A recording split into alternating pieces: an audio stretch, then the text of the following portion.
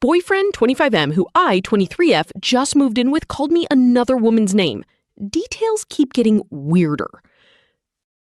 I moved across the country to start a new life with my boyfriend, but then he called me by someone else's name, and the truth seems far more tangled than I ever imagined. My boyfriend and I just moved to DC after being in a long-distance relationship for a year, with me in Boston and him in Los Angeles. I had actually gone back home for a year after graduation because my mother was battling cancer, while he stayed in Boston for his career. We both managed to land new jobs in DC and finally moved in together about 3 weeks ago. Things took a turn just a few days after we moved in.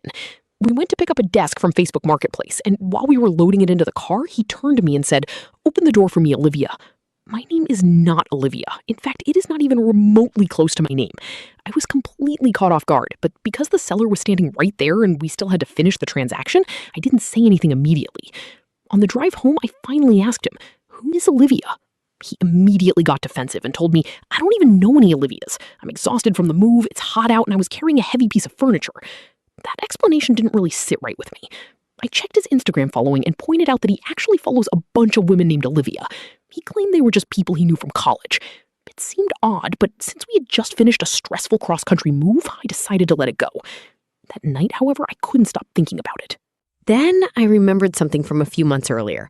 I had borrowed his phone to check something and noticed he had been looking at a random girl's VS Code profile. It had struck me as strange at the time, but I didn't make a big deal out of it. Then the realization hit me. That girl's name was Olivia. I asked him if he recognized the name Olivia followed by her last name. He said no and claimed he had never heard that name before. That seemed incredibly strange because when I looked her up, I discovered they work at the same relatively small company of about 100 employees. Based on their social media photos, they had even attended the same company Christmas party. I asked if I could look through his phone, and he reluctantly agreed.